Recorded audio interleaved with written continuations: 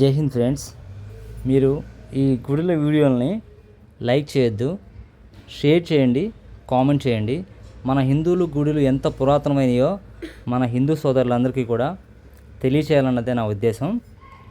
ఈ చతుర్ముఖ బ్రహ్మ గుడి ఉత్తర భారతదేశంలో కల్లా బ్రహ్మకి ఈ ఒక్క గుడి మాత్రమే ఉంది. ఎక్కడా కూడా గుడులు బ్రహ్మకి లేనే లేవు.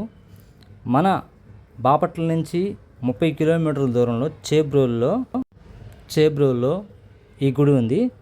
చాలా పురాతన కాలమైంది ఫ్రెండ్స్. మీరు ఈ గుడిని చూస్తుంటేనే అర్థమవుతుంది. చుట్టూ కోనేరు ఉంది, మధ్యలో గుడి ఉంది. గుడికి అన్నా కూడా ఇంకా ఊరికి అన్నా కూడా ఇంకా కిందికి ఉంది ఈ గుడి. కోనేరు చుట్టూ చాలా లోతుగా ఉంది కోనేరు. ఈ నియమ నిబంధనలు కూడా చూడవచ్చు మీరు. చాలా అద్భుతంగా ఉంది. ఈ చేబ్రోల్లో చూడవలసిన ప్రదేశాలు ఇంకా చాలా ఉన్నాయి, కానీ నాకు టైం తక్కువగా ఉండటం వల్ల ఈ గుడిని వరకే వీడియో తీయటం జరిగింది. దయచేసి ఈ చతుర్ముఖ బ్రహ్మగారి గుడికి మన హిందూ సోదరులు అందరూ కూడా వెళ్ళి దర్శనం చేసుకోవాలన్నదే నా మనవి. గుంటూరు నుంచి ఒక 20 కిలోమీటర్ల దూరంలో ఈ గుడి ఉంది.